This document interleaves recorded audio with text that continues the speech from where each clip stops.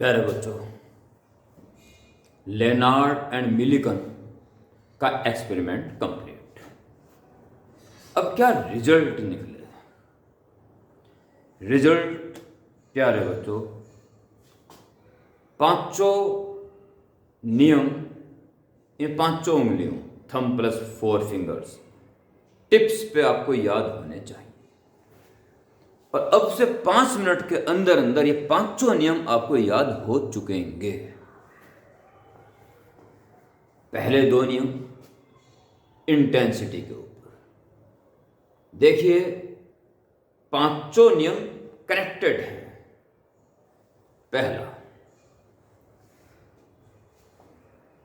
The rate of emission of photo electrons is directly proportional to intensity of light incident.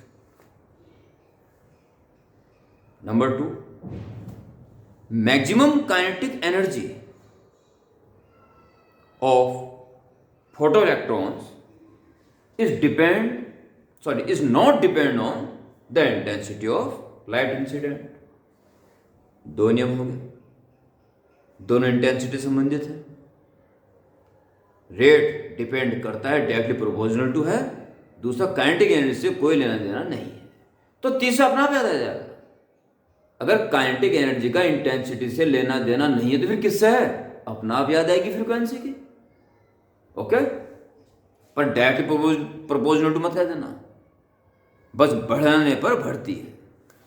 Third law, the maximum kinetic energy increases with increase in frequency of light incident.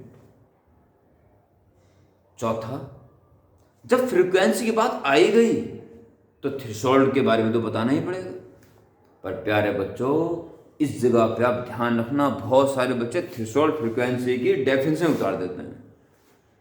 Law है law, और law ये है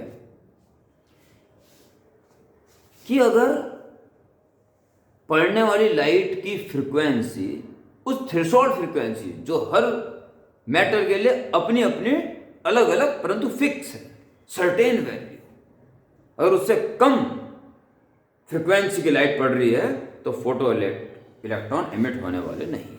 ये आप देख चुके थे graph में, न्यू नॉट पर निकले ही थे, बस उससे कम में तो निकलेंगे भी नहीं, और उससे ज्यादा पे निकलेंगे भी, और काइनेटिक एनर्जी भी होगी। चौथा नियम। पांचवा आपको अंतिम रूप से लिखा दिया गया था, जिस क्षण लाइट पड़ी इंस्टेंटली उसी क्षण फोटो इलेक्ट्रॉन बाहर निकले। आपने पिछली वीडियो में laws of photo electric effect, या बल्कि laws of photo electric effect और ब्रैकेट में results of Lenard and Millikan experiment, दोनों मतलब एक ही है। अब आप अपना कलम उठाएं, रफ नोटबुक उठाएं, और जो आपने हेडिंग डाली हुई थी उसमें इस तरह से उसको अंजाम दें। आप लिख देते laws of photoelectric effect, bracket में results of Lenard and Millikan experiment. क्या लिखेंगे हेडिंग के नीचे? Lenard and Millikan gave 5 laws of photoelectric effect on the basis of experiment of photoelectric effect as below। ऐसा लिखना अच्छा रहता है। और फिर number 1, number 2, number 3, number 4, number. पहला इंटेंसिटी पर डिपेंड क्या करता है, दूसरा इंटेंसिटी के ऊपर डिपेंड क्या नहीं करता, नहीं करता तो किस पे करता है, किस पे करता है तो उसकी पर्टिकुलर वैल्यू क्या है, और टाइम लैग। 500 तो अपना भी याद रहेगा, टाइम लैग लिखना है। हो गए 500 याद। और मैंने आपको कहा था 5 मिनट के अंदर आपको 500 याद हो जाएंगे, और मैं लिखवा भी रहा हूं। Right now, number 1, the rate of emission of photo electrons from A metallic surface is directly proportional to intensity of light incident. Number 2, maximum kinetic energy of photoelectron does not depend on intensity of light incident. Number 3, maximum kinetic energy of photoelectrons increases with increase in frequency of light incident. Number 4, if frequency of light incident below than a certain value, bracket में threshold frequency, bracket 1, then there is no emission of photoelectrons. This certain value is different for different materials. लिखना है ये भी, चौथे number दोबारा सुनना क्या बोला मैं. और number 5, there is no time lag between instant of incidence of light and instant of emission of photoelectrons. लो जी, ये पांचों नियम आ गए. प्यारे बच्चों, 2 सुपर इंपॉर्टेंट क्वेश्चन आपको बताता हूं मैं, क्या आएंगे बोर्ड में टर्म 2 में. Number 1, right laws of photoelectric effect, why wave nature of light failure to explain them. या फिर write laws of photoelectric effect and explain by using Planck's theory, या how Einstein explained it. एक मतलब दोनों का. Einstein ने Planck की theory ही use करके एक्सप्लेन किया है, परंतु अब तक जो आप हाइगेंस का वेव नेचर पढ़ रहे थे वो इसका एक्सप्लेन नहीं कर पाएगा. Okay, 1 minute.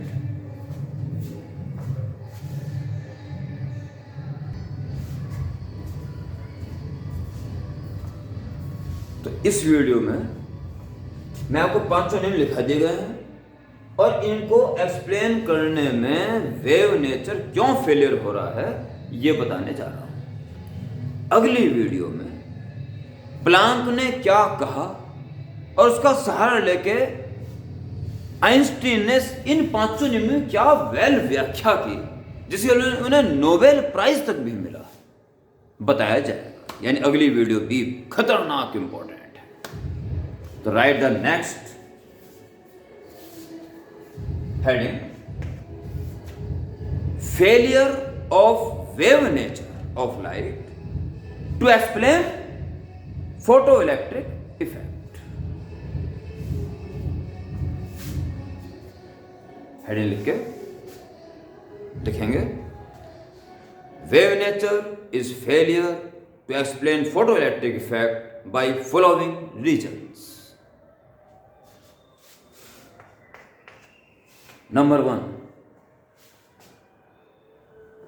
प्यारे बच्चों, एक्सपेरिमेंट नंबर 2 में यह देखा गया कि इंटेंसिटी जितनी मर्जी बढ़ा लो काइनेटिक एनर्जी नहीं बढ़ रही थी. जबकि वेव नेचर में आपने क्या पढ़ा था कि intensity proportional to amplitude square. Amplitude square, एक लंबा सा रस्सा रखा हो, एक कमजोर आदमी आके यूं उठाएगा तो एक मोटा सा उठावना आगे जाएगा, परंतु एक हट्टा कट्टा व्यक्ति आए पूरा जोर लगा के यूं करे तो एक मोटा सा उठावन आगे जाएगा. जाहिर है लास्ट वाले केस में ज्यादा एनर्जी कैरी कर रहा है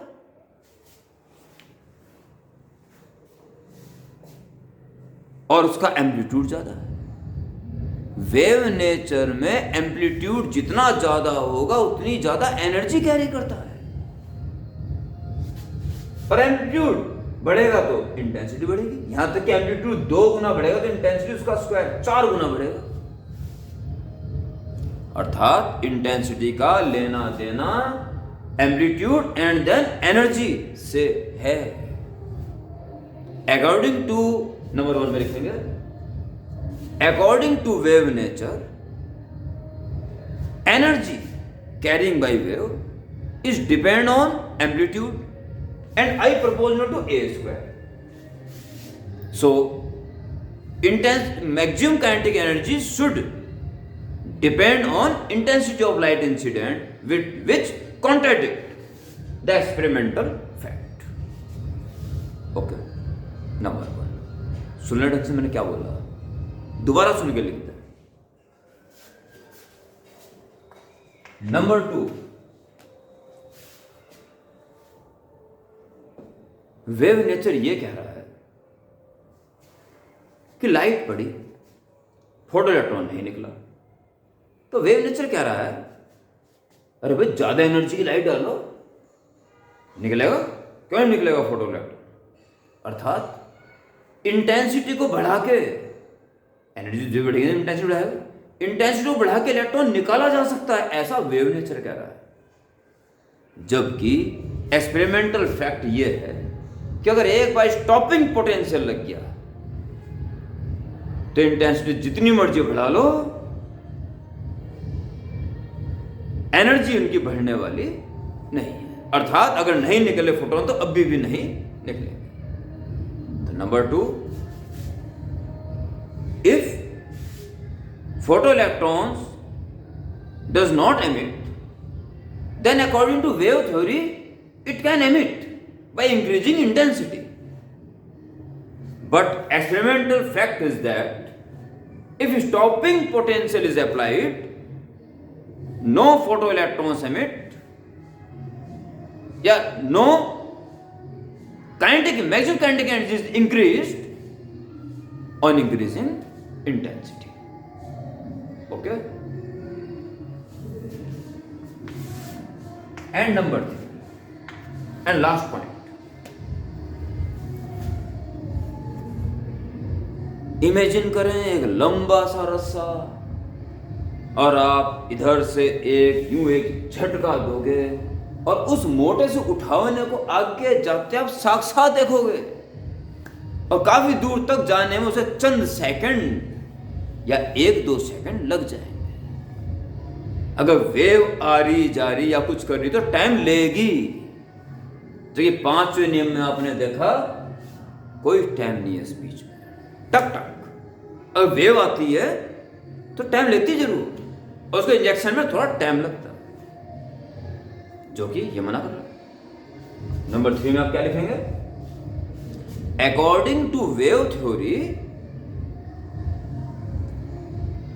there should be a time interval between instant of incidence of light and instant of emission of photoelectron, which contradict the experimental fact.